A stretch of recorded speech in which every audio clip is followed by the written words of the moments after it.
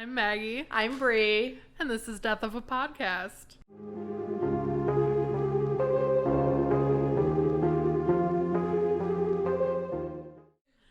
Alright, so if you've tuned in, you've probably have no more episodes on your favorite podcasts.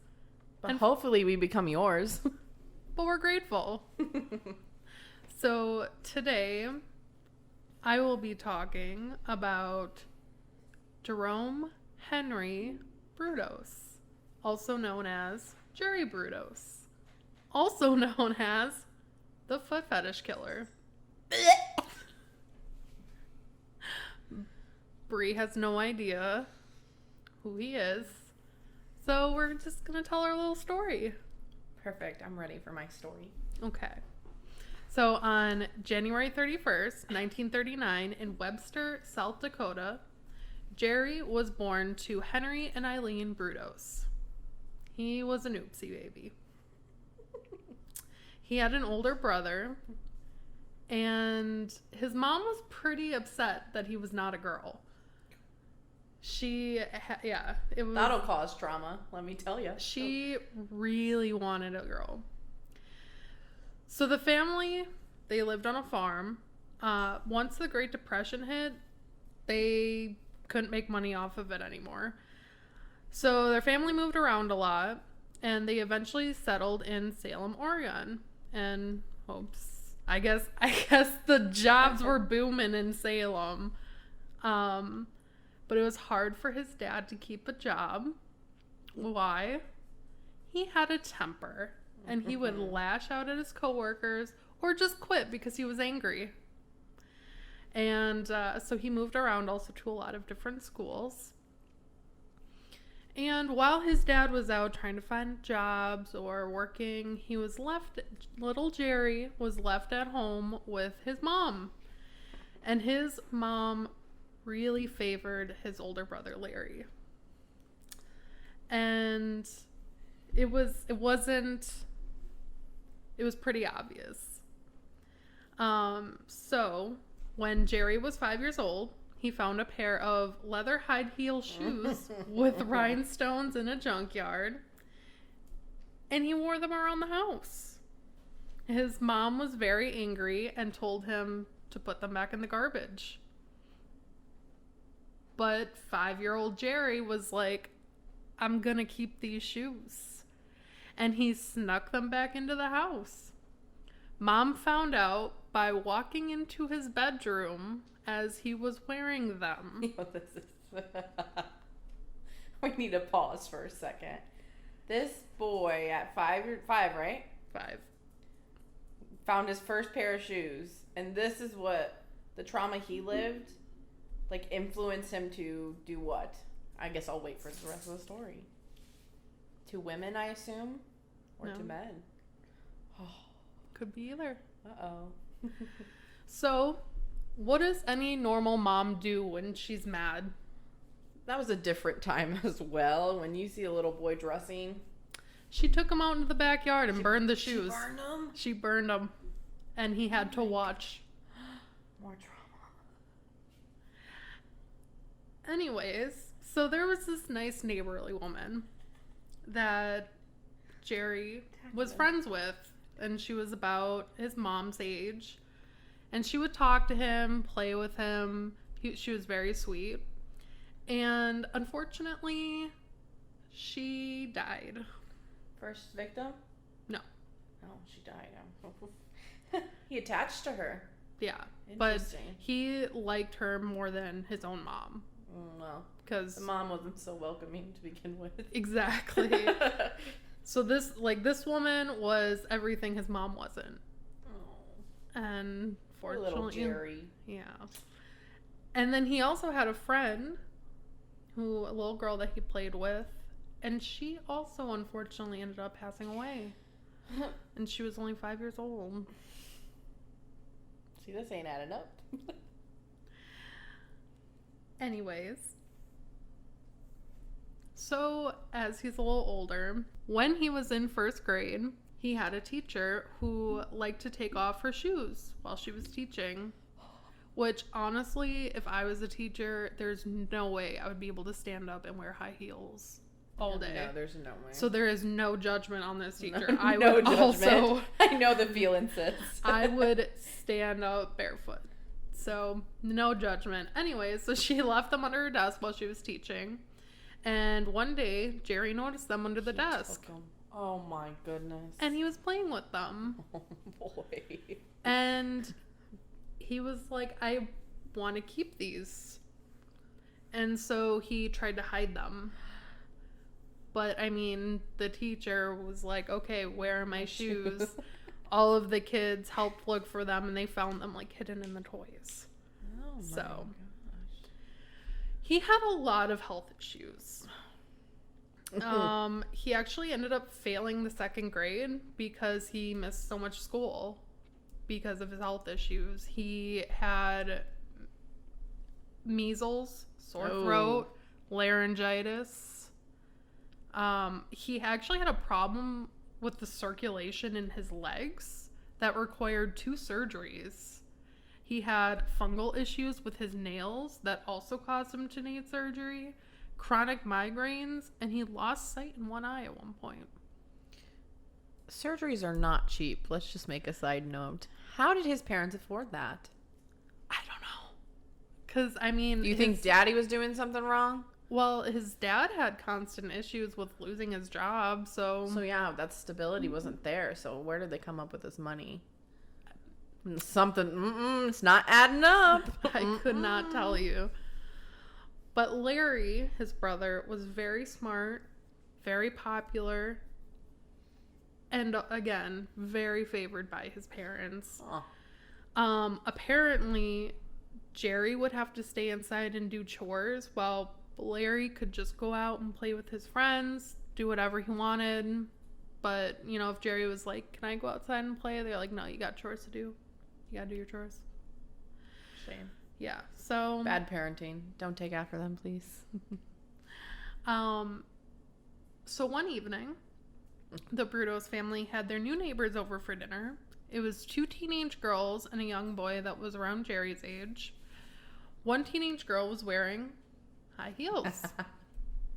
During dinner, the girl felt sick, and the Brudos offered for her to just go upstairs, use one of their bedrooms, and lay down. She did, and Jerry snuck upstairs to see if she had taken her heels off. She did not, but he still tried to remove them off of her because he wanted them so bad. Well, she woke up because... Can you imagine waking up and having a little boy trying to take your shoes off? Yeah. Oh my gosh. I don't know. She did not tell anybody. Why? She didn't tell his parents. I guess she just thought, like... Oh, he was trying to help me take my shoes off to be comfortable? Oh, no, honey. No, I think that she just thought, you know, why cause this kid trouble? Weird, you know. God. I don't know. But she didn't tell him. She could have saved this boy, but nope, here we are. I'm not going to say that she could have prevented this. I think that it was really sweet of her. That's the difference between me and Maggie. But anyways, so Jerry actually ended up becoming pretty good friends with the little boy, her brother. They would play a game where they would go into the boy's older sister's rooms and try on their underwear. And then after they were done, they would take it with them. Oh my gosh. So part of me wonders, like, what this kid is up to nowadays. I don't know. I mean, maybe he just... I don't know the end of this. Stayed a weird thing. But anyways, also around the time he was 9 or 10 years old, he was digging a hole in his backyard. It was like a pretty big hole. And when asked what it's for, he said, it's a dungeon to keep people in. Oh, sweet baby Jesus. Yeah. Oh. He didn't this was a kid him. He didn't end up having a people dungeon at 9 or 10, but also I think he decided it was like way too much work and just stopped. First sign. But that's concerning. Yes. So when his brother Larry was a teenager, Jerry had snuck into his room and found a drawer full of drawings of naked women. Jerry took them back to his room, and as he was looking at them, his mother walked in. I cannot imagine how horrifying that would be.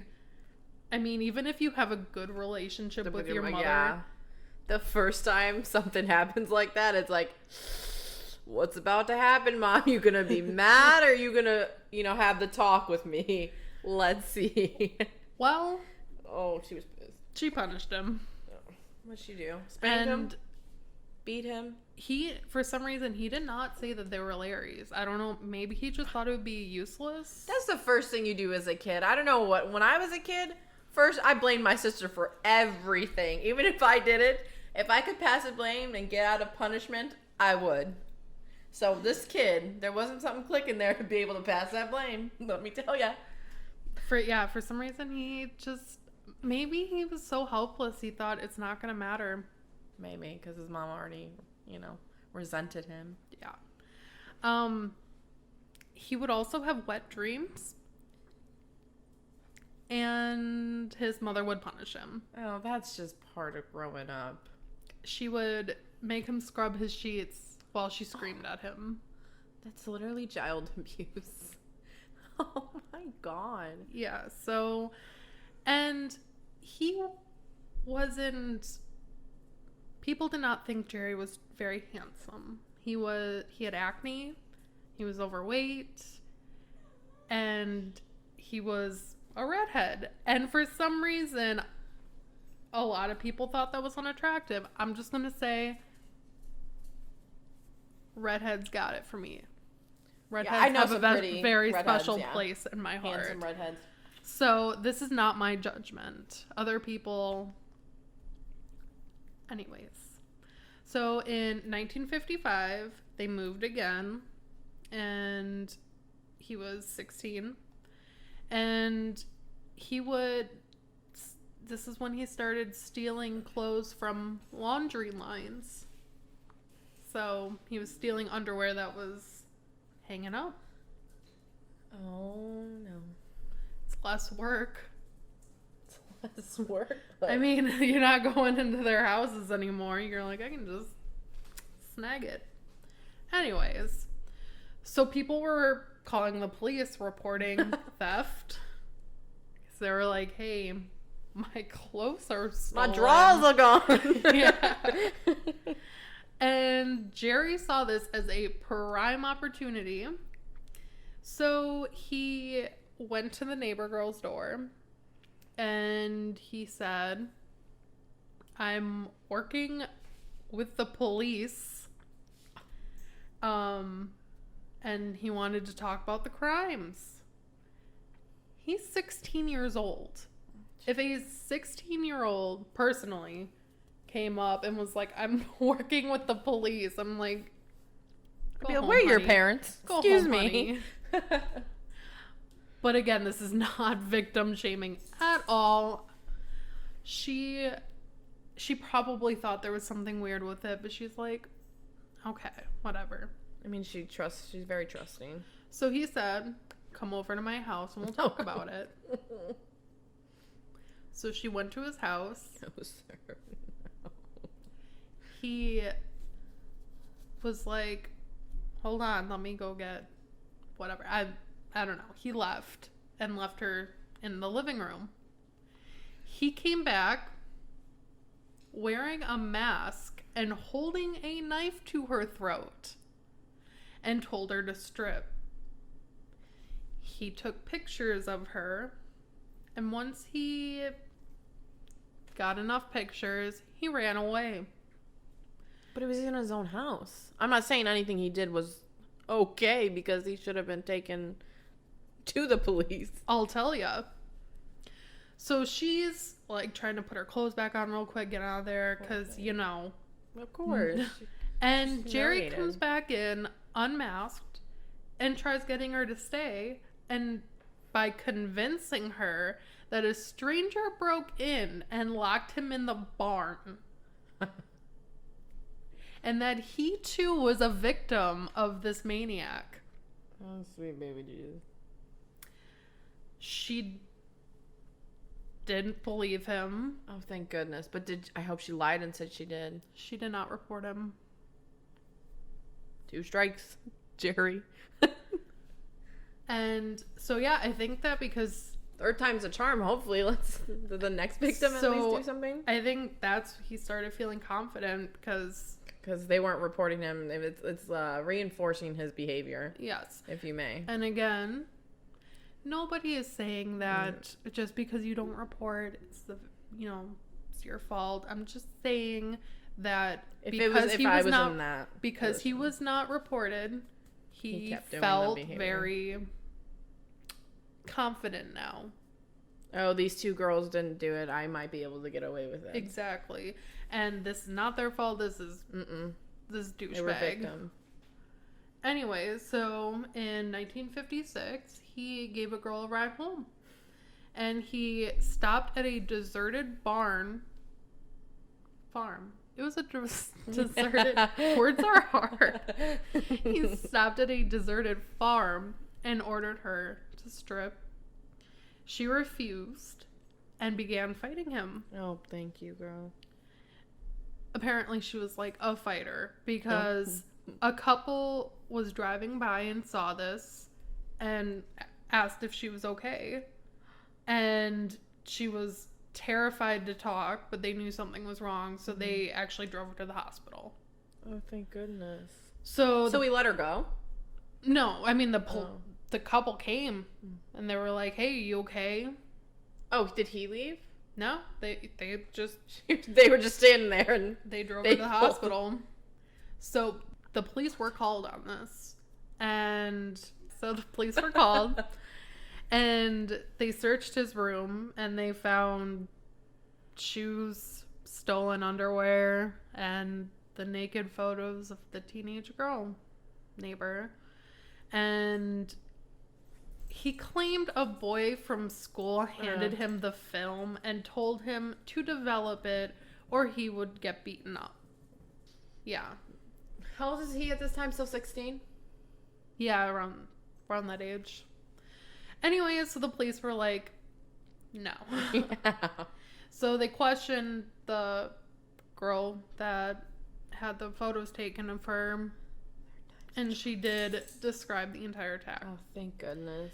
So he was sent to the Oregon State Hospital for a psychiatrical evaluation and treatment. He told his psychiatrist of the fantasy that he had where he had the underground prison where he could stash captured girls. They would be in cells and he would be able to pull out a girl whenever he wanted to. They would just be at his disposal. Oh my god. Yeah. The doctors weren't very worried by this. What? They felt it wasn't permanent and that it was a phase. That's no phase. When he says, "I'm going to pull a girl out whenever I want," that's not a phase. That is not a phase. That is who he is, Mom. So even though he was at the psychiatric hospital, he was able to go to school during the day. No, so he got smart. Oh, no. Well, they just didn't think that there was really anything wrong with him, so they kind of... So he did spend 9 months at the state hospital, and he was diagnosed as borderline schizophrenic. That's not schizophrenia. So it turns... I thought the same thing. What? Turns out, back in the 50s, they just kind of used that as a like blanket a symptom term. Of what? No, it was just like a blanket term, and it just meant like mentally ill. So, yeah, it's not like the schizophrenia that we know today.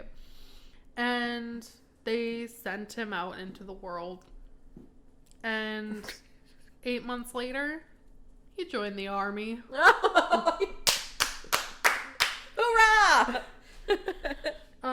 So in 1959, he was, because he was having a hard time. Oh my goodness. He was having a hard time, so he joined the army. And back then, all they wanted was, a husband and a nice house and to take care of it back in those days. Oh, he had the perfect pool of victims to, girls to pull You're from. skipping ahead. I'm sorry. So he told his bunkmates that a Korean woman was constantly trying to have sex with him. That just during the night, she was coming in and screaming and trying to have sex with him, and it was a whole thing. His bunkmates were like, this has never happened. Okay, maybe it is schizophrenia then. So that's hallucinations. Yeah, and he was stationed at Fort Ord, Monterey, California. Yeah, I know. We lived there. The army psychiatrist was finally like, this guy's too disturbed to be in the army. The army psychiatrist. I'm surprised they didn't say, here's some Tylenol, here's some ibuprofen, here you go. Nope, the army psychiatrist is the one that's like, this guy's... Disclosure, we really don't think that poorly of the army and their doctors. I do. Anyways, so he went back to Oregon and moved back in with his mother. And she wasn't too thrilled about it, so she's like, okay, you can stay, but you have to sleep in the shed in the backyard. So he went right back to stealing shoes and underwear. And in broad daylight, he tried to kidnap a woman who worked for the telephone company while she was coming back from lunch. She was on her way to the office, and he tried to grab her. She resisted. He choked her. She fell to the ground unconscious. Oh. He took her shoes and left her lying there. So he went through all that work. Now, I'm not saying he should have done anything further, but he just took the shoes. I don't know why. And one saw this. See, this is mind-boggling to me. People who do this kind of stuff in broad daylight, and no one sees it.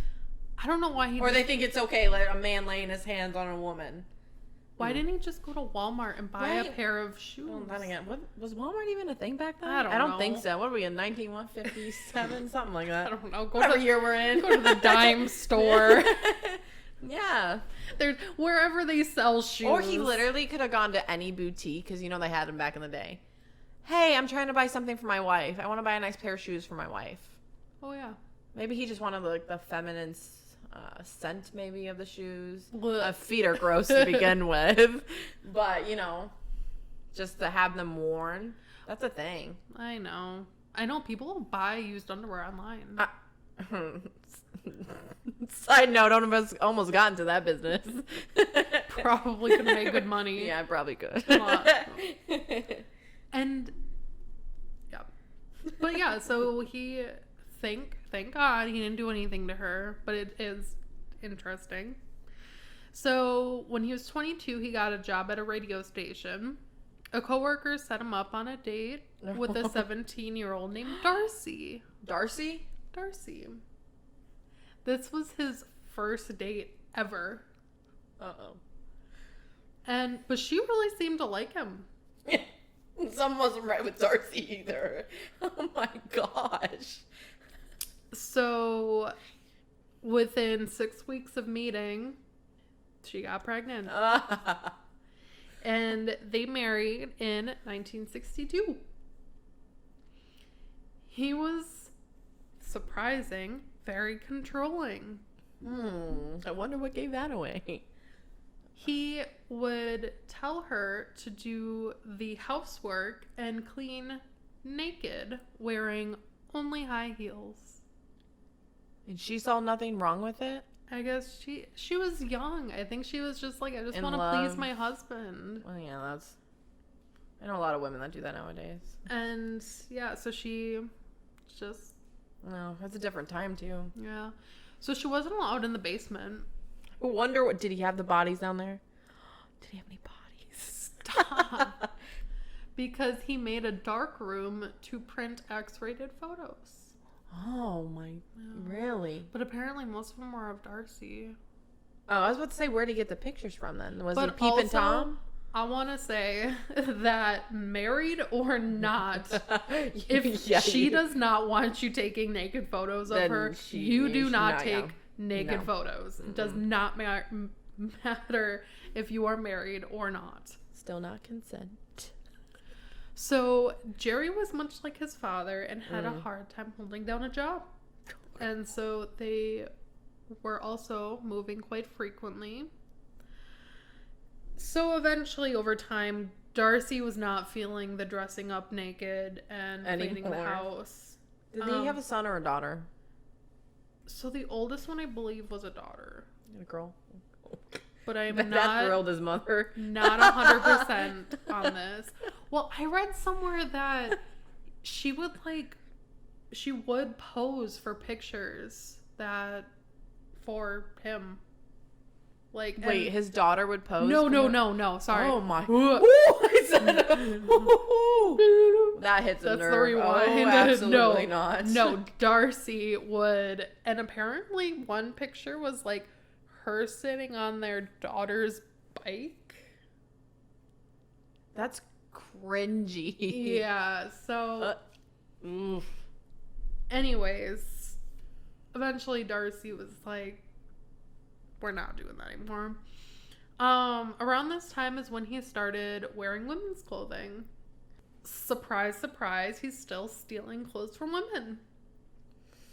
So one night he was following a woman that was walking in downtown Portland. She got onto a bus and he followed the bus, watched her go into her apartment, waited until she fell asleep, and then entered her home. She didn't lock the door?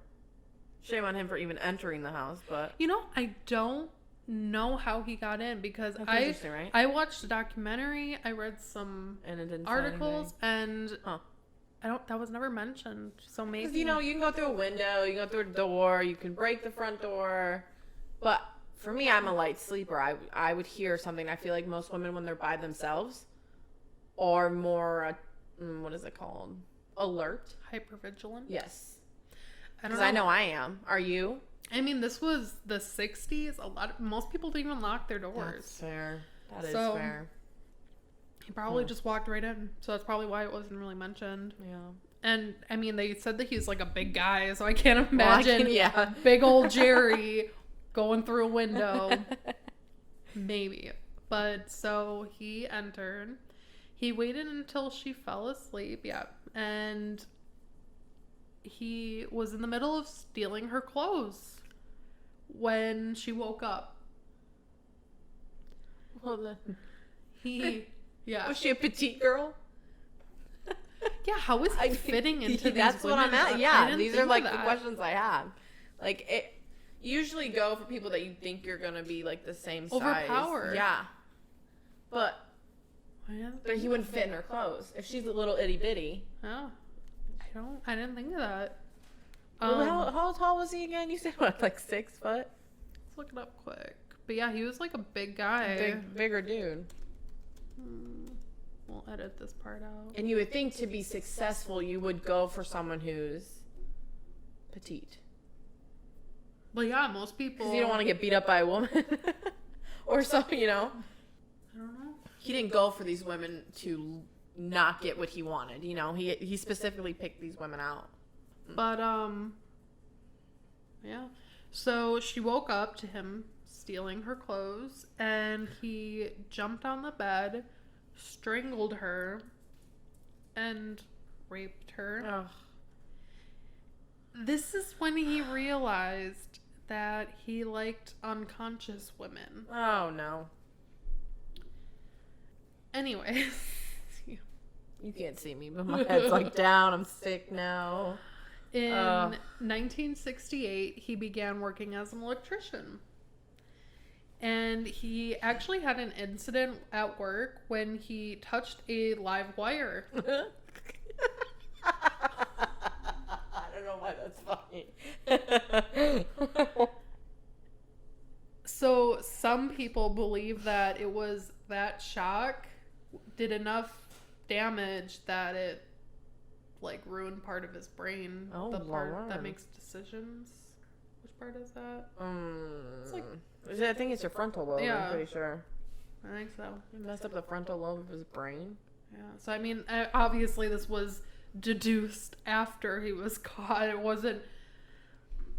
Can we rewind for a second? If Yeah. he was an electrician, you think people would be more trusting of that kind of profession? Because you don't know what they're messing out with outside. You know what I mean? Like, oh, he's coming in to do work on the house or whatever. So I think Maybe that's how he got access to some homes. I think he was doing electric work at his DJ studio. He was a DJ studio? He had a DJ studio? Oh, it was a radio station, sorry. Okay, it was a radio station. But yeah, so DJ I think, yeah, sorry. Yeah. But I think that's where he was doing the electric work was. Oh, like on the radio station. Yeah. So I don't think he was actually going into people's homes. Okay, because that, in my brain, I think, if I put myself in Jerry's position, that would be an entryway to more victims. Side note, every time I have a guy that comes in my house for I internet, do the same thing. Same thing. I'm like, I call to make sure that they are who they say they are. Yeah. Because people are creeps nowadays. Yep. You know what I got told in my fire safety class? Love that class. That if you are getting pulled over in like a dark area, you can call 911. You can call 911 and be like, hey, I know I'm getting pulled over, but I want to be in a lit area where there's people and that kind of stuff. Because people pretend to be cops. Yep. I ain't messing with that. I'll be like, okay, I'll drive to the police station. You can follow me there. You can give me the ticket, but I am going there. So, yeah, and there are... No. And if there are people who abuse their badge, so, yeah, if I always thought about that. I would never... If, like, right now, if I were to get pulled over, I'd call 911, let them know, hey, I'm getting pulled over, but I don't know if this is, like, a true cop. I'm going to pull somewhere. Where's your nearest station? Yeah. Or wait until if I'm on the freeway, I'll take the exit and we can go into like a gas station. Walmart in the front. Because, people are going to Walmart right now. I want to go to Walmart. That's like my little addiction, let me tell you. My home away from home. And then Target when I'm feeling fruity. Sorry, back to the case. Yeah, back to the case. Anyways, so he was an electrician. They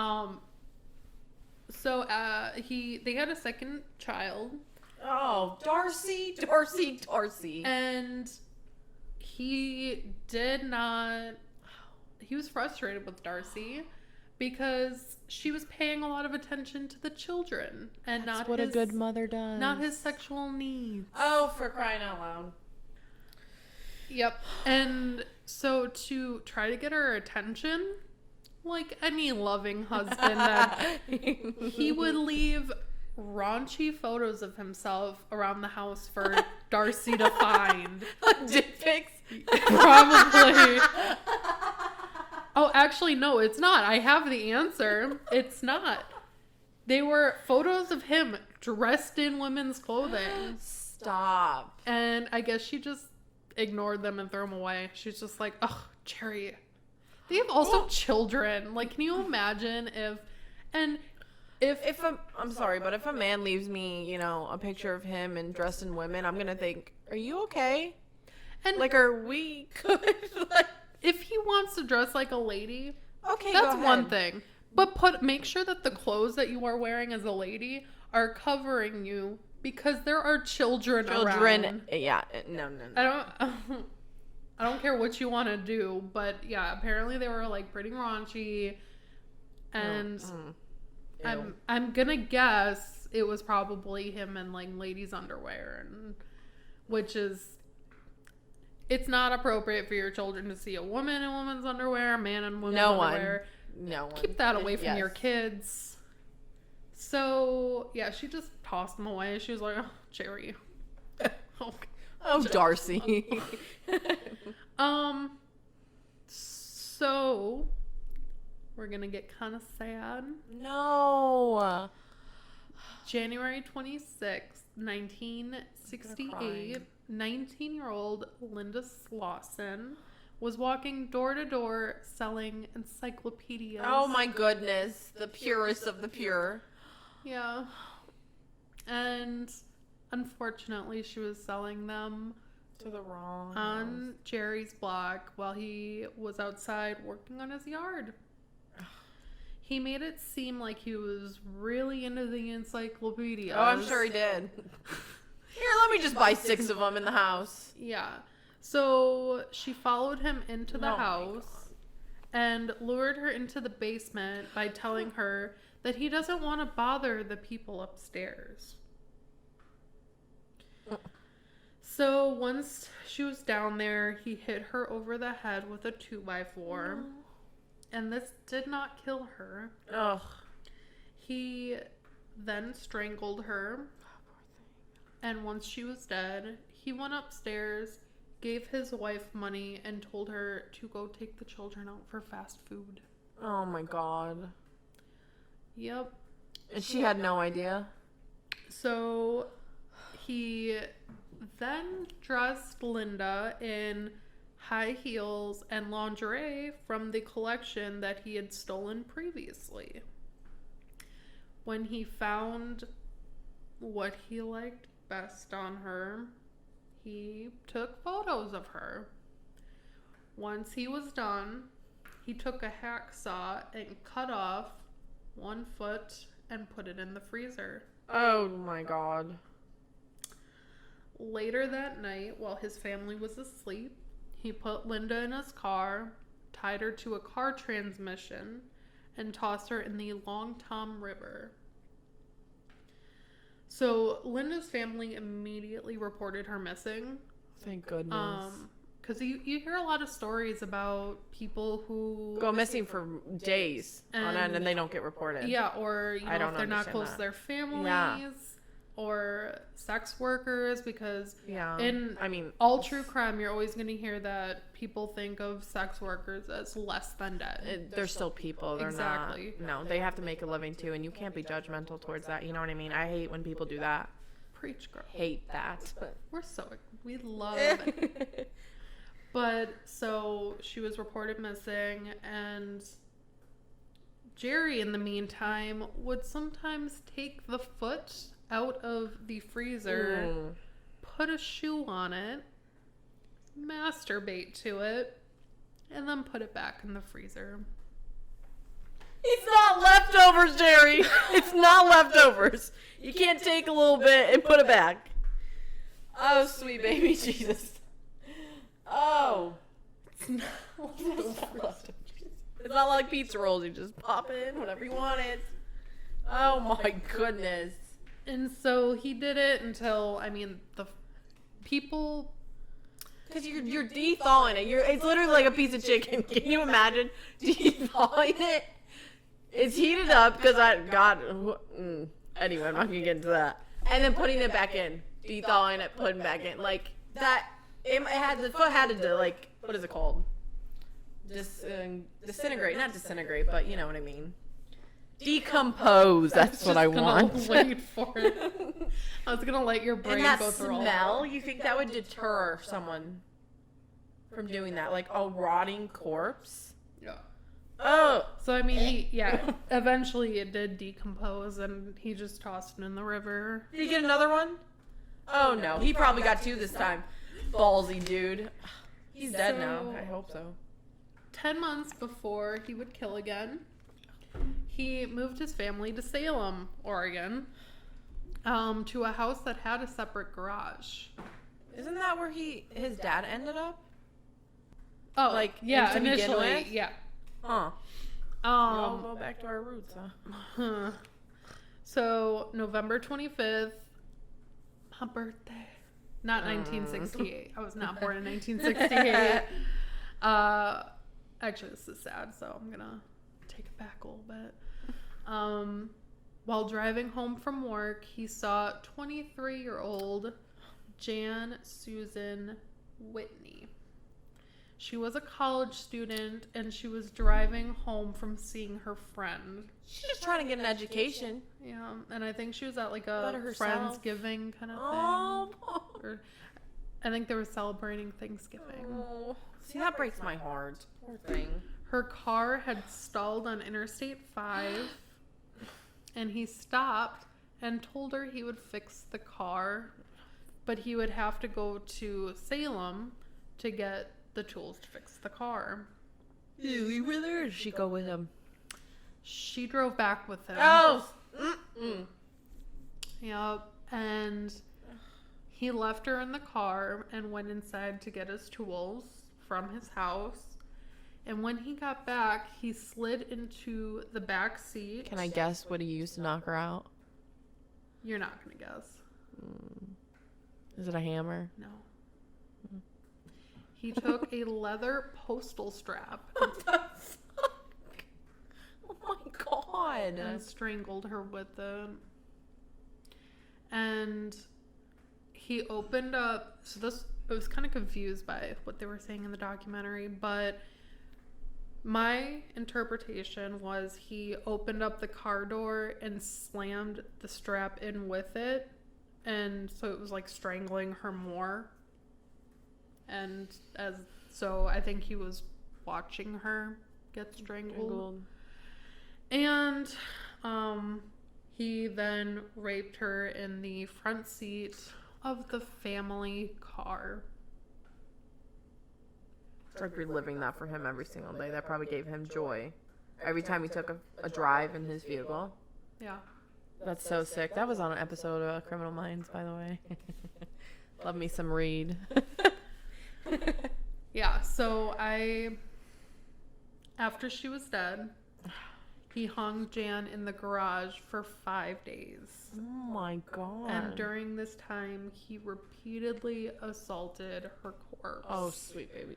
Necrophilia? Oh. So he left her in the garage and took his family away for the weekend. Like a good family man. Oh. While away, a car accidentally ran into his garage. And the police were called. They came out and somehow they never saw Jan hanging in the garage. Yeah. How? How do you not? You gotta inspect the inside of the garage too if there's damage. Right. So like the guy on the documentary also was like how? I guess they just didn't go into that part. They must have been incompetent. I don't. How do you? It's not like garages back then were that sturdy to begin with. How? Oh. That if they would have just gone in there. Open the door. They just had even look into a window if they had windows back then. You know, just if they had windows back then. I mean, back like, in the 60s. Okay, windows are kind of expensive. Have you ever had to buy a window? Nobody got any daylight in their house. No, but in the garage, right? It's so dark. That- Yeah. But Did they come home? Can I question? so there was like an insurance claim or whatever. So I mean, he did come home. Yeah, but can you imagine if like the police were there? He probably would have gotten nervous, and that might have like set them off. So I'm assuming they didn't come home. Jerry was thrilled. Because that's like human nature, though. Like police officers, I don't know. I sweat when I'm even doing everything right. Like it's just human nature. You know, like the authority. Well, he's a And psychopath. getting it. I know. But... They have a different brain. They like to test people. And he got electrocuted. Yeah. Remember that? Remember when he was electrocuted? So yeah, he was psyched by this. Oh, I bet he was. He was living it up. He thought he was smarter than the police. 'Cause he was like, as they do. But the police also found Jan's car in a parking lot. It was locked and working. So did someone fix it? Did he fix it? What it is assumed, at least what I am, I guess he fixed it probably to ditch it. So it was, because if he just left it on the interstate, it would have been found pretty quickly. Yeah. So maybe just to give him a little more time. I don't know. But once he was done with Jan, he had to get rid of her, and he dumped her off the bridge in the Willamette River. He didn't take any feet this time? No feet.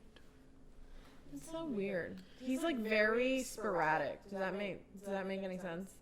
Like he doesn't take the same thing every time. The only constant thing is the women's clothing and heels. Yep. Were ages anything? So the to do first with one that? was 19, and then Jan was So 23. between 19 and 23. That's kind of, you know. It's not like he's doing 19 and then a 60-year-old, you know what I mean? Yeah. Like Richard Ramirez, which we'll get in. Oop, I think I unplugged my mic and back in. Whatever. I think it's fine. Yeah, we're fine. Anyways, Richard Ramirez, he was very all over the board. We'll talk about him eventually, but so in 1969, March 27th, Jerry picked a parking garage of the Meyer and Frank store, which, fun fact, it's now Macy's. I guess Macy's like bought them or whatever, but thought that was a fun little. Oh, Jesus. Yeah. So, and it was in Salem to find his next victim. It was 18-year-old Karen Sprinkler. She was a student at Oregon State University, and she was studying to become a doctor. Oh. So that means she was like to be a doctor, you gotta be a certain type of person. Yeah, you do. I don't know how I'm gonna be one. And that just That's made so me so sad. sad. Yeah. She lived 2 miles away from the store, and she was there because she was having lunch with her mother that day. Yeah. That breaks my heart. Yeah. Can you imagine, like, her mom Nope. thinking where she is? Nope, I don't like to do that. No, I can't. Oh my goodness. She was such a I'm sorry, but 18, you are You just little starting baby. out. You're literally a baby. So he hid in an isolated part of the parking garage and waited for her to walk by. When she did, he grabbed her and forced her into the car. He used a toy pistol, so she thought that it was a real gun. And that, I don't know why, but that like broke my heart even more, because it's like, if she would have just looked, or I mean, some toy guns look very convincing, and so, but imagine if she would have like ran or something. Yeah. She would have gotten. and he didn't have a real gun, and That breaks. See, that's something I would probably do too. Like, in that moment, you don't know, and you don't want to risk Exactly. being shot. So I can understand. and you never her know being what they hesitant. want. It could be maybe money, yeah. like So- drugs, alcohol. But when I read that, I just wanted to yell, "No, Karen, just go!" But apparently, she fought hard. He took her to his garage, had her strip, and put on high heels. He held her with a noose around her neck and attached it to the ceiling. He put it on a hoist called a come-along, and I looked it up. It was like one of those, the ratchet kind of things for like cars or like strapping things down. And it's like used to like pull heavy objects and stuff too. And so while she was in the garage being hung, Jerry was hungry and he went to go eat and watch some cartoons. When he got back, she was dead. She was hung. He cut off her breasts this time, and he packed the holes where the breasts were with brown packing paper. And apparently he said he did this because he didn't want to get blood in his car. Not that there was a dead human being. Yeah, not this sweet 18-year-old girl that wanted to be a doctor. I can't do this. This is too hard. Yeah. He tied Karen's body to an engine block and threw her in the Longtom River. So Karen's family also reported her missing right away. The police publicized her picture, and her family organized search parties in an attempt to find her, which breaks my heart. So April 21st, which is less than a month from murdering Karen, 24-year-old Sharon Wood walked alone through a parking garage. She was grabbed by Jerry, and he said, "If you scream, I will shoot you." He put his arm around her head, and she was able to bite down on his thumb. Oh, yeah, that would have hurt. Yeah, I was like, "Go, Sharon." Yes, Sharon. And he hit her in the head, or hit her head against the pavement, but her fighting was enough to scare him, so he ran. Good. Because he's not a real man. Anyways, so he was scared, poor little Jerry, and he was able to escape with no one noticing. The police did not immediately connect Sharon's attack with the missing woman. I know, it's so frustrating when you hear that. It's anyways. So then there was 12-year-old Gloria Smith. She was walking to school in North Salem. Jerry took his gun and threatened her and kidnapped her. He took her back to his car, walking between two houses. There was a woman doing her gardening work outside and saw them. No, this woman was like, "That's not right." Oh, thank goodness. She fussed. She got the girl, called the police. Goodness. Yeah. So a lot of times you hear about It's neighbors like a winning who are story, like something. "Oh, nobody finally, ever." Yeah. Yeah. No, she was like, "That's not right," and saved the 12-year-old girl. Good. So, which also means if none of this was gross enough for you, Jerry's a pedo.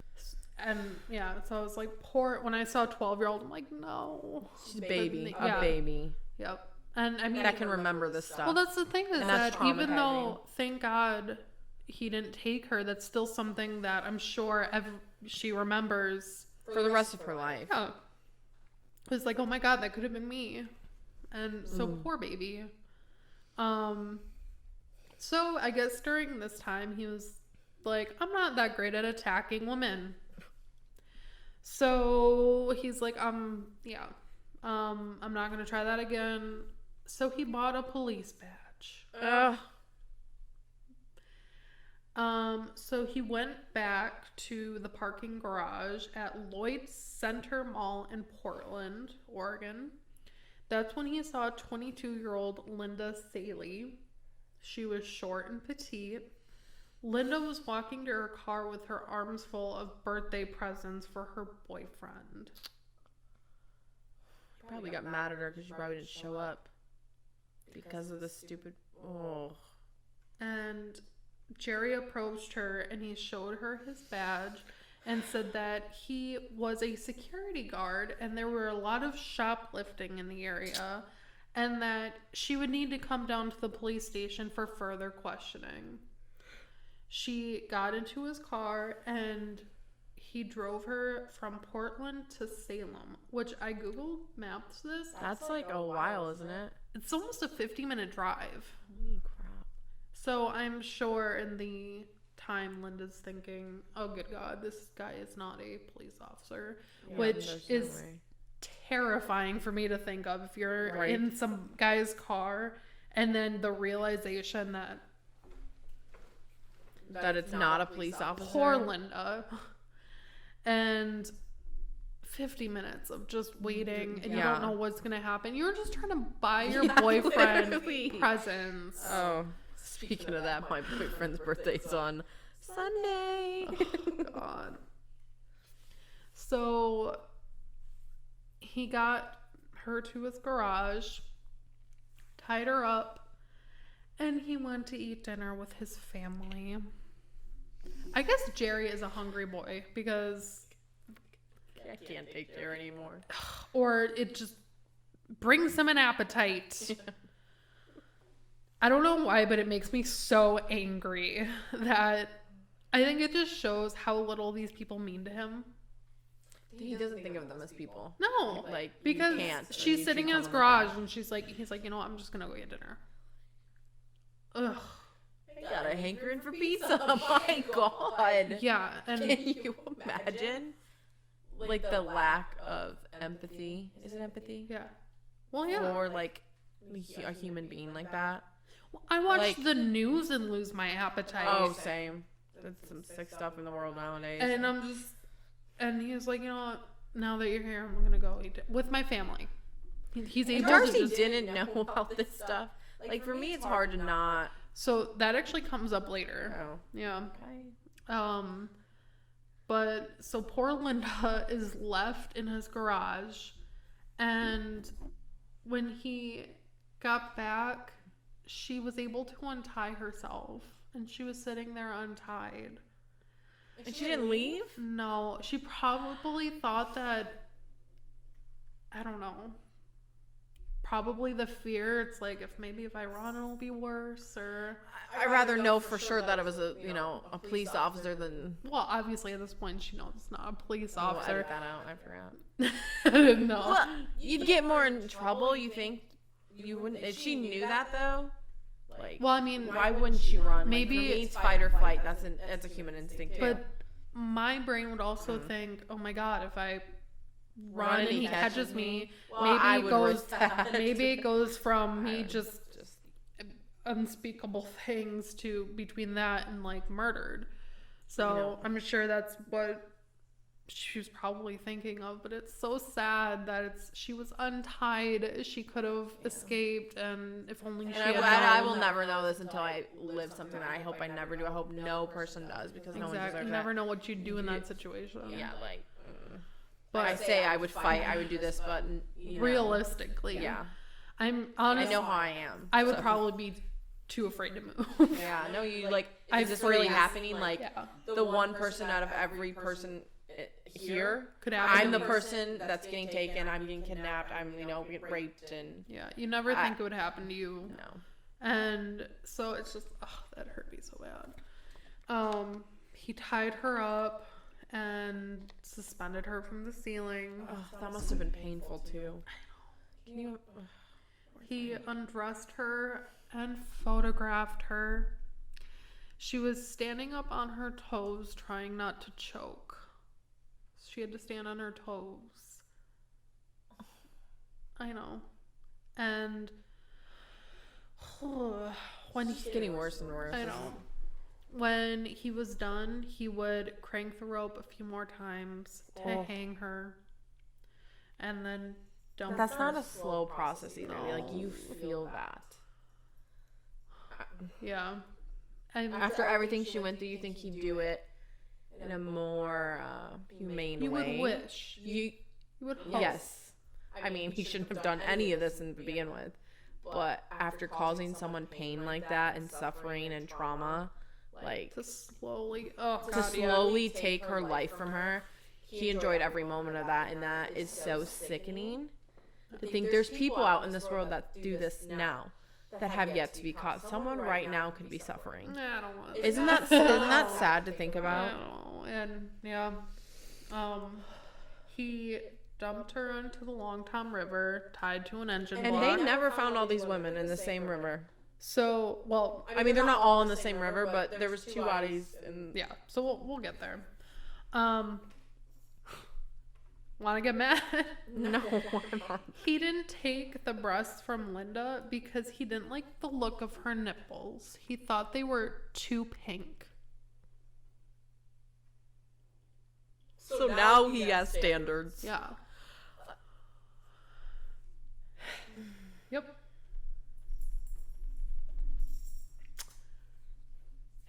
So on May 10th, 1969, a local fisherman discovered the body of Linda Sayley floating in the Willamette River.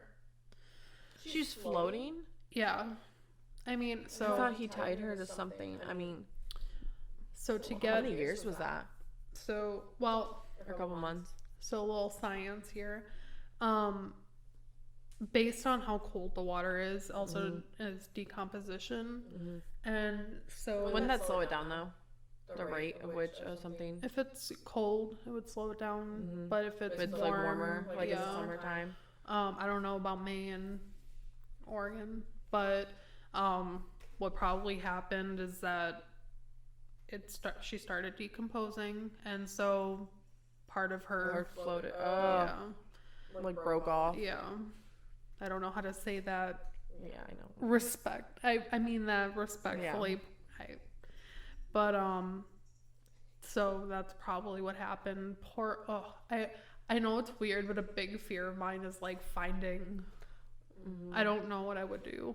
Well, I like to think that right away I'd call the police, but I think I would just be in such shock. Another thing I think about every day is like when I go out, I try to be more like vigilant just in case I do see something off, to be able to stop it and like help someone. You know what I mean? Like that one little like, you ever have that like feeling like something's not right here? Yes. And you like you want to say something, but you don't want to be in that situation where it's like, maybe I'm just, what is it called? Just overthinking something, or just like paranoid. And sometimes like I'll say something, like if I'm like, are you okay? Like I did it one time we were at the gas station. I was like, ma'am, are you okay? Because her and her husband or whoever it was were arguing, and he looked like he was about to hit her. And I was like, he went in the store and I was like, are you okay? Do you need help? She's like, no, I'm okay. And I was like, are you sure? Like you're not gonna get judgment for me. Yeah. Like I promise you, if you need help, I will take you to the car and I will take you wherever you need to go. Because I would hate for me to be in that situation. I hope someone would help me. Yeah. You know what I mean? I just want to see. I just can't. It makes me want to cry. I hope she's okay. Like I think about her sometimes. I do. Yeah. I know. I get that way too. Or I just hope someone would help me and be able to like, I don't know. I would help you. I know you would. I would do anything for you. But because of finding Linda, the police did a thorough search of the river, and 2 days later, they recovered the body of Karen Sprinkler. Jerry was pretty confident he did not leave anything like DNA to tie or him anything to the dead women. So I mean, this is back 1969. In the day, yeah. They did have take all that tests and... To my knowledge, they did take. I mean, back then they did take like, samples, whatever. But they didn't really have. They didn't have any technology. Yeah. But I think it's cool that the police still did that, because now, I mean, they're able, like, they can do it in like an hour now, not even like I know 30 minutes to find out. And they're DNA. Solving murders, like the Golden State Killer. Oh, yeah. He was matched through familiar DNA. Oh, yeah. Even though they didn't have it back then, but then that's interesting. I didn't even think about that. Oh, I know, and I think about them like Jerry was confident that he did not leave anything to tie him to the dead women. Aren't they always? So police found rope tied to one of the bodies, and was there DNA on it? Like his blood or something? It had a knot. And they realized that kind of knot was a knot that was used by electricians to pull wires through a house. Oh. So they knew. So they pinpointed it. They knew that it was an electrician. So. Dun dun dun. Police went to Oregon State University to ask girls if they had any weird dates or encountered a strange man recently. One girl said that she did have a date with a young man who was driving a station wagon and had a lot of baby clothes and young kids clothes in the car. So that's good that she was very observant of that. But when I read that, I was like, oh my God, were those in there like when he murdered? Oh yeah. And like, ugh. Anyways, another girl said that she met a man wandering the dorms, which is not a place to meet a man. If you've met a man wandering the dorms and it worked out, great.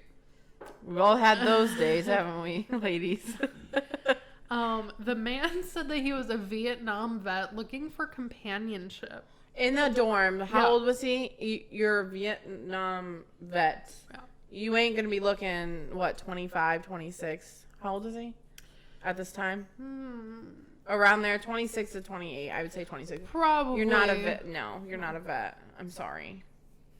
And he apparently, so I guess, like, they did go on a little date. And he wouldn't stop talking about the bodies and the missing women. she thought it was creepy, thank God. She was like, Okay, but can we just side note for a second? How did Darcy not know he was going out and doing this and like going on dates and stuff? Like, I'm like, my husband doesn't come home. maybe she's just happy she's not finding pictures That's, anymore. she's so like, oh yeah, go get. Bye. I can don't clean blame the her, house right? with Yeah. clothes now. No, yeah. Oh, poor. Anyway, so she agreed to help police lure him to a trap. He called the young girl and he told her that his name was Jerry Brudos. Oh, he used his real name. He didn't even use a fake name. Idiot. Yeah. And police did a background check and saw that he was an electrician and his previous hospitalizations for attacks on teenage girls. So he literally had in his record previously attacked young girls. And no one just thought about that ever. I just forgot. Like that's a little weird. You know, not even like, oh my lord. In the police defense, I mean, maybe they have a lot of people. Like, I don't know. Catch? I mean, clearly not. They didn't do a good job. I've never been to Oregon. So, yeah, he called. They were like, okay. So, police went to Brudo's house and saw that he had a rope that was the same that was tied to the girls. They didn't have a search warrant, so they couldn't just take it. Brudos was cocky, and he says, you seem very interested in the rope. You want to take it? And they're like, yeah, yes, we do. Yeah, please. And he cut off a piece of the rope and gave it to the police. And obviously the police were able to then link that rope with that was on. Like, got that ass. And even though he was like feeling real arrogant, he talked to an attorney. And he was like, I'm innocent. Okay. But his attorney said, even if you're guilty or innocent, you shouldn't be letting the police go into your home or car. So finally, the police get a search warrant and they run back over to Jerry's house and they see his car and it's soaking wet. He said that he was going through a car wash and his son had left the window down. So that's why the inside was soaking wet. Oh, the son? I don't know. I'm guessing maybe like 2. I don't know. But police weren't. They were like, crap. So the police went and talked with Gloria Smith, the 12-year-old that he attempted to kidnap. Yeah. And the young girl was able to escape. And in a photo lineup, she was able to immediately pick out Brudos. Oh, good. Yep. See, that's sad, though, that she was able to pick out the person that tried to take her. I hope Gloria is out there, and I hope she's living a great life. I hope she has grandchildren now. That's so sad. She'll remember that for the rest of her life. That, like, breaks my heart. Can you imagine what problems she probably has today? I know. Like, that trauma caused, like, what? If I were alcoholism, maybe drugs, maybe... Oh, no, I'm sure. Seeking men who, like... You ever think, like, when they... What is it called? When they fall in love with their captor? Stockholm syndrome? Yes, like, maybe she's looked for men who look like him. I don't think she had enough of an interaction with him. You never know. The smallest thing can really throw, like, a wrench in someone's life. And they might not think that has to do with what happened to them, but it could link to it.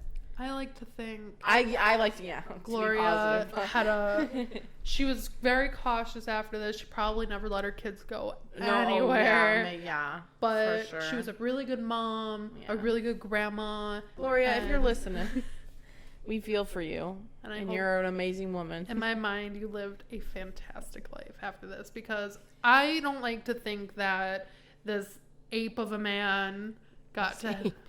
Yeah, he was an animal. Disgusting.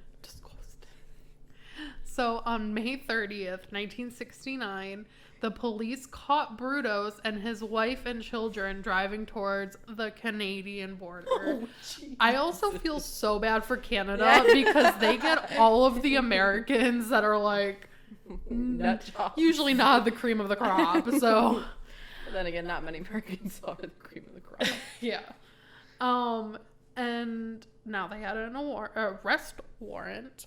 Are they waiting for them at the border? Please tell me. So they were driving 250 miles from the border when they were stopped. And they found him hiding under a blanket in the back seat. Who drove? His wife and his children. I'm just going to take a nap in the back under this blanket. And his children were in the back seat. So that's what also makes me wonder, like, if she had to have known something. Because a lot of times, I don't immediately blame that the wife is that stupid or whatever. But sometimes they are, but they're I not. want to know what she was told. There had to be something. There had to have been something that, even the smallest thing, I was like, that's weird. Like, he's dressing in women's clothes. He's going out at night by himself in long hours. And I love my husband. The minute same. that he told me to drive to Canada while he hides under a blanket in the back is seat, red flag, and no, I'm not doing that. And especially for her kids, to think of her kids. right? Like, I would do that. Like, I mean, she must have like a million things going through her head. Like, why are we leaving? Why are we moving again? Like, why are we going to Canada nevertheless? But I don't know. Maybe she just trusted her husband to think, oh, maybe something's just wrong and we need to leave. Never trust your husband. Never trust a man. Just kidding. Love you, MCT. So yeah, they found him. They arrested him. And when they arrested him, he was wearing lady silk underwear. And he said it was I bet that did him well in prison. He said it's because they were more comfortable. No, I disagree. I think men underwear is Nice like, pair of boxers. yes, to just sleep in. Mm-hmm. The like breezy, the or even the compression sometimes. oh, the compression ones were great. Yeah. So yeah, we found that to be a lie. He used his one phone call to call his wife and told her to burn all of the evidence in the garage. Oh. Not thinking that the police were probably listening to the phone call at the police station. I bet they were right out of the door. Hey! Hi! We have a nice little paper for you. Open up. Yeah, you're just gonna have to. Yeah. So, Darcy did burn some evidence before the police got there. No, there's no way she didn't know that. Yeah. There is no way she didn't know that. Mm-hmm. Oh, hell no. Yeah. And again, so she's never a good Darcy. So she did see like like she saw some pictures, then she's taken of women, and so yeah,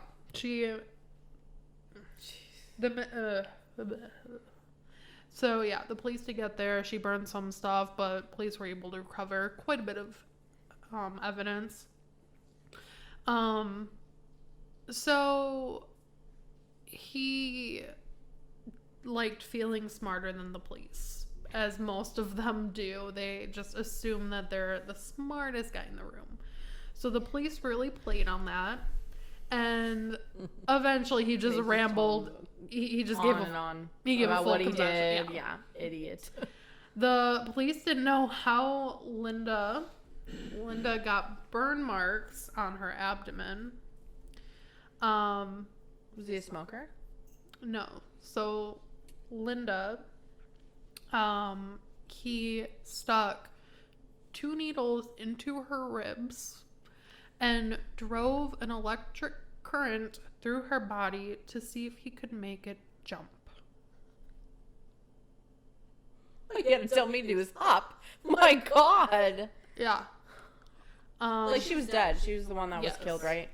So he's trying to bring her back like a doll or something? No, he just Wanted to wanted see to her do jump. he wanted to do like a little science experiment to see if My God. the electricity would make her body jump. Yeah, cream of the crop. And when also talking with police, obviously the police are like, "What the hell is wrong with you? Yeah. What makes you do this?" He described his victims as candy wrappers. When you're done, you just discard them. Mm-hmm. I was going back to that whole, he had no consideration for any Yeah. human being and what human being was. And So on June 3rd, the police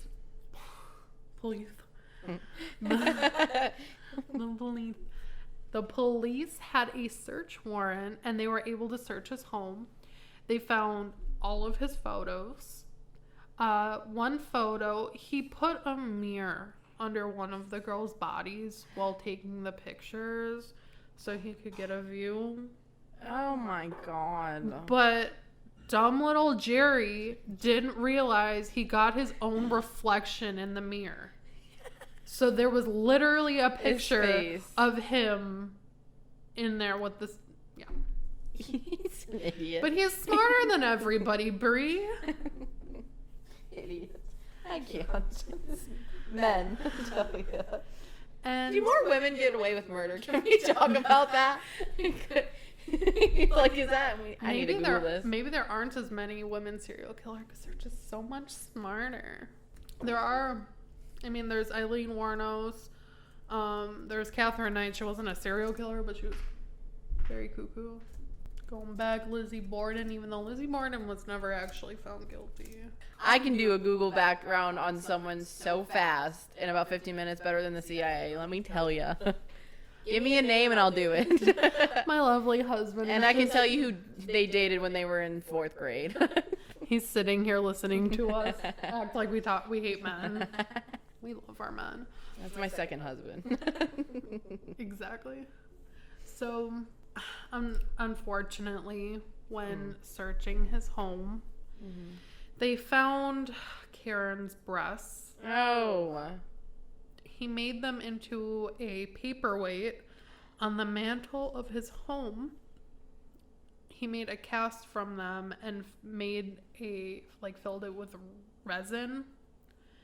And yeah, he used it as a paperweight. So that wife didn't know. Yeah. No, there's no way she didn't know. That's another question I No had way. is that even if this was like from a novelty shop, I'd be like, this is not just sitting on our mantle. We have children. You know, if that's like yeah. Think of the children. So they also found Jan Whitney's car keys. Oh, she was the 18-year-old, wasn't she? She was the one that... Just going to be a doctor? No, that was Karen. There's too many. I'm sorry, there's too many, and that's sad. No. So Jan Whitney was the one that broke down on the side of the road. Oh, yeah. Yeah. Brudos tried to use the insanity defense. I hate when people pull this. I hate when they pull that card. Because it's such an easy way for someone to get out of something. Oh, I'm insane. Oh, I need help. You should have asked for help to begin with. Well, and I mean, the main thing... It's bullshit. It's complete bullshit. The main thing is a lot of people think, well, obviously anybody who does this is insane. Or a mental illness or something. But what you know, they're looking for is he did not know what he was doing was wrong. And you know what probably got him that to be able to play that card was the history of him going to see getting put into the psych ward. But he was hiding bodies. So he knew it was wrong. He knew it was wrong. Yeah. Most people, when they do that, like sociopaths, they don't know right from wrong. Yeah. They can't distinguish that. So they leave it out in mid-daylight and think nothing's wrong with it. Yeah. But no, he tried to hide it. And when you remember when he went to grab that girl and he took off? Exactly. No. Twice, yeah. He's always hid. I hope that lawyer got that ass. So he was not found insane. Criminally insane. Oh, thank goodness. Yeah. No way. He was charged with 3 counts of murder, and pled guilty to each one. Only 3? He killed more girls than that. Yeah. So he was convicted of 3 consecutive life sentences, and he would have been 66 before being eligible for parole. The reason is because Linda Slauson's body was never found. He did admit to killing her, but they didn't have any evidence because the pictures that he took of her most likely are the ones that Darcy was able to burn before the police got there. Yeah. So Darcy was tried as an accessory. Oh, thank goodness. And because everybody was like, there's Yeah, like, no yeah. way that she didn't know that this was going on and whatever. And maybe she thought it was like best to protect her husband. That was her husband. Or the kids. As a father of their child. Yeah. Like, you don't know until you're into that situation. I'm not excusing, like, that's not an excuse for her or anything. But it's just like, to see it in her, maybe in her eyes, maybe. Yeah. So she was found not guilty. Even though she burnt the stuff. Yeah, she burned evidence. But he was actually able to get women's clothing and shoe catalogs in prison because he made friends with the guards because he did electrical work around the prison for free.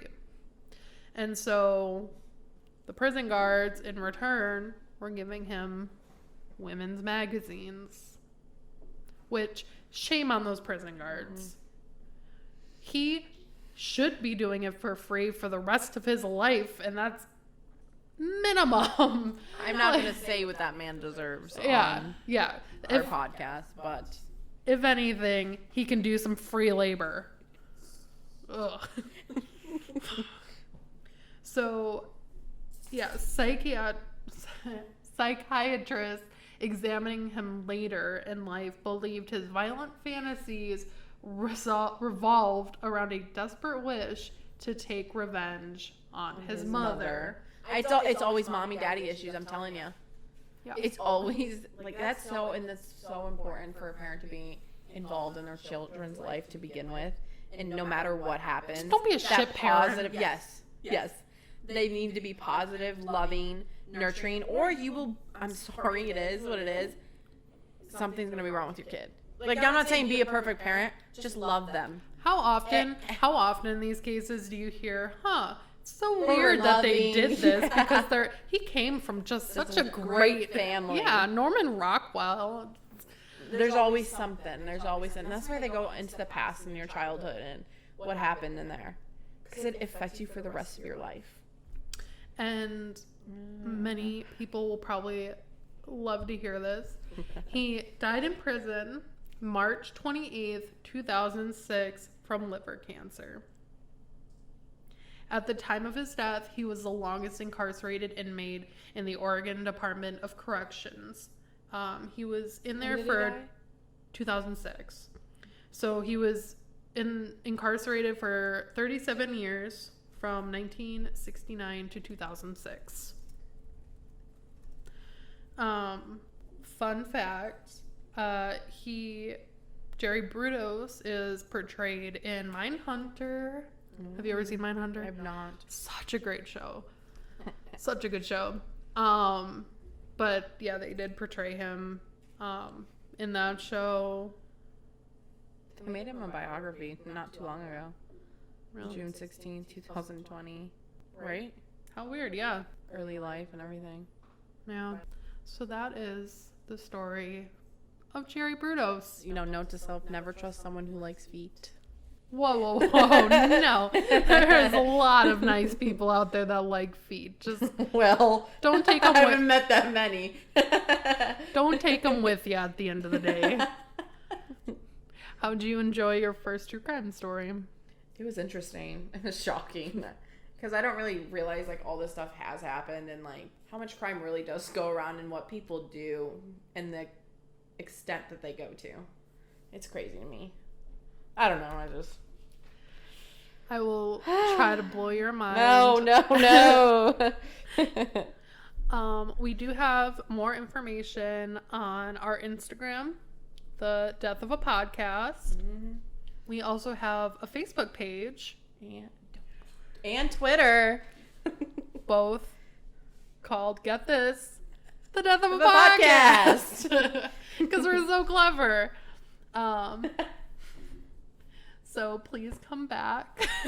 We appreciate it. Thank you for listening. Yeah, we hope that you come back. We'll try to do better.